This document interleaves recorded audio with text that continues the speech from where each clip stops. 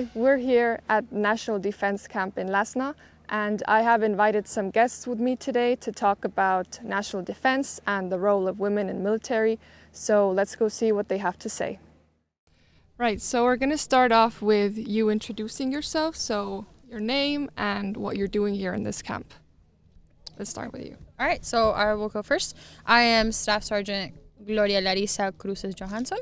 I am U.S. Army, as you guys know, and I am Civil Affairs, so pretty close equivalent in Estonia is CIMIC, Civil Military Cooperation. And I was invited here to the camp to help support today and tomorrow, doing basic combat life-saving skills for medical stuff. I'm Leandra, and I'm participating in this camp. I'm Aira, and I'm also participating in this camp. So as you know, this camp that we're at is a part of the National Defense course that the girls are taking right now. So my question for you is, are there any courses or organizations related to national defense from where you're from? Yes, actually. So I happen to be in something called Junior ROTC back home. I don't remember exactly what it stands for, to be honest, right now. But it is a high school program, just kind of like what you guys do. And you can take it all 4 years of high school or just 1 or 2. It's one of your electives, actually. So just like you take music or art or a language, you can take Junior ROTC. It's divided into the different branches. So you have Air Force, you have Marine, you have Navy, Army, the most important one, obviously. But you get to take that, you learn discipline, you learn about the physical readiness standards of the branch that you're in, you learn about ranks, pretty much everything that goes into the military, as much as they can teach you in a short amount of time while you're in school. So I actually did this for 4 years personally, and I did a camp similar to this my first year of high school in the summer for a week. And I joined that, and then at the end I was like, oh, I kind of like this, and it worked out, and then I ended up wearing the uniform full time. So we do have pretty good programs back home, but you do have to apply, so you do have to be a good student, have good grades, pass the physical standard tests that that branch has. But we do have things like this back home. All right, thank you. Why did you decide to pursue a career in the military? So 2 reasons. My first reason is, I don't know if you guys know, but college in the U.S. is extremely expensive. Very, very expensive. I knew I wanted to go to college. I want to get my bachelor's, my master's, have a good education. And in the U.S., the Army is very good, not just the Army, but the military in general is very good about providing educational benefits that can pay for all of that. So I got my undergrad degree, my bachelor's degree, paid for pretty much completely by the Army for joining. And now I have enough benefits that will cover my master's program. So that was my first reason. My second reason is I am Venezuelan, and I come from a country that is very messed up politically, financially, in other ways. It's fortunately, I guess, in a big way, not war-torn, but it is, like I said, very messed up. And the military itself has gone against the people multiple times before.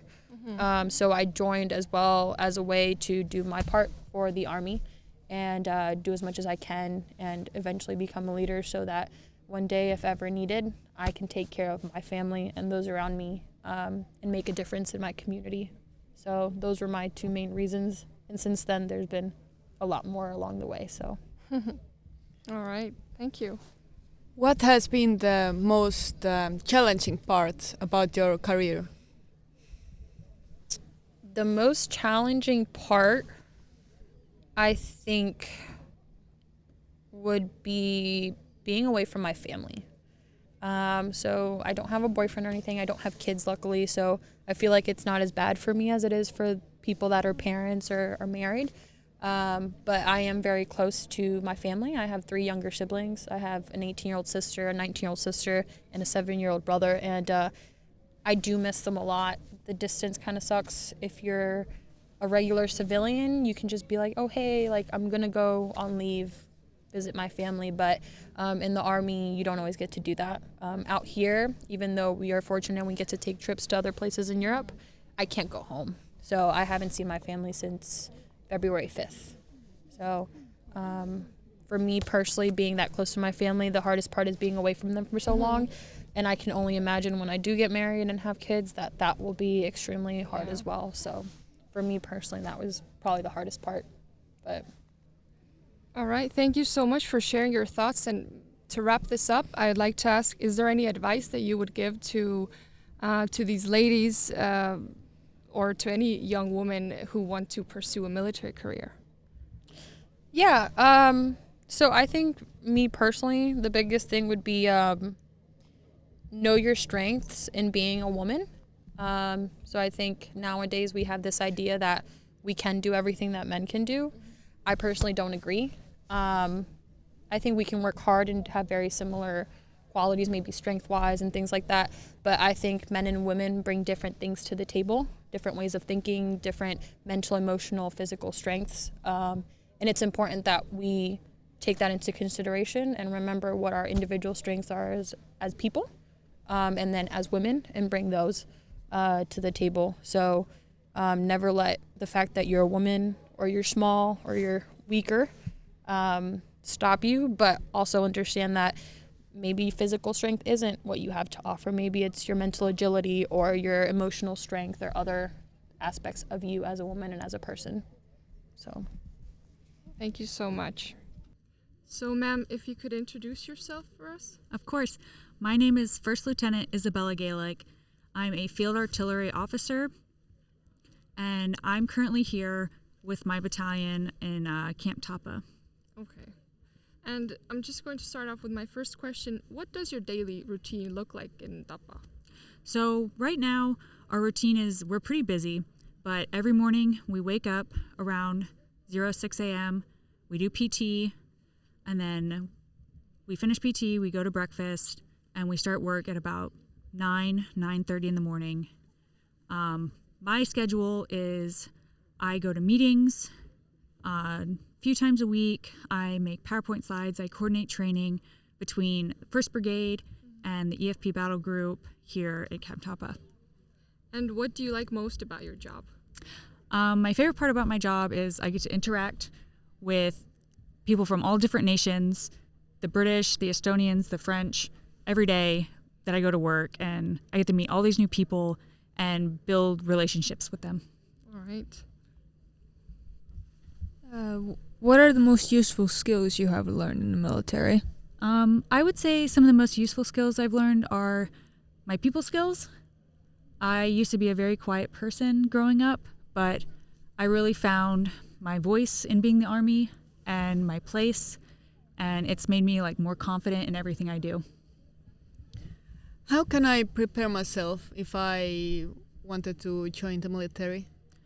So I would say doing stuff like physical fitness more often. I used to not be a very strong person or a very good runner, and now I run half marathons and compete with the guys in physical fitness. I think that's a really important aspect, taking care of yourself, eating healthy, getting enough sleep. It's going to make it a lot easier for you. Well, so you sort of answered it already, but is there any more advice that you would give to young women who are just joining the military, for example, or want to? Well, I would say, even for myself, trying something new, doing something you didn't think you'd do. I never thought I would be a field artillery officer, but here I am, and I love every aspect of it. I get to go out there and shoot rockets with the guys and do all the fun stuff that I never imagined I'd do. All right. Thank you, ma'am, for sharing your thoughts. So, Corporal, if you could please introduce yourself first to us. Okay, I'm Corporal Alvarado, and I'm a generator mechanic in the United States Army, and I'm here supporting a NATO mission. All right. I'm going to start off with my first question. And so what do you think? Is the presence of women important in the military? And if yes, why? I do think it's important because I'm Hispanic, and in the Hispanic community, they believe that a lot of the things that require strength and fixing like vehicles and stuff is a man's job. So I like to show, and this makes my dad really proud, so I like to show him that like I can get out there and do the same thing that the guys do and sometimes do it better. And from a personal point of view, how has serving in the military like changed you as a person or influenced you in terms of like self-growth or? I think I've had a lot of self-growth in the military. I've had like to learn how to be responsible. I joined when I was 17. I was fresh out of high school. The military was my first job. So I learned how to do a lot of things on my own. Influenced me, I think I never would have thought about pursuing an education until I joined the military. So I do think it's a good thing to have. Mm-hmm. All right. What do you like most about your job? I like that I get to travel. This is my third time in Europe. My first time in Estonia, but I've been to Germany and Poland and Korea, and I get to work alongside different people and learn a lot of different things, how to fix a lot of different type of equipment. That's what I like most about my job. If you could choose any other career, what would it be and why?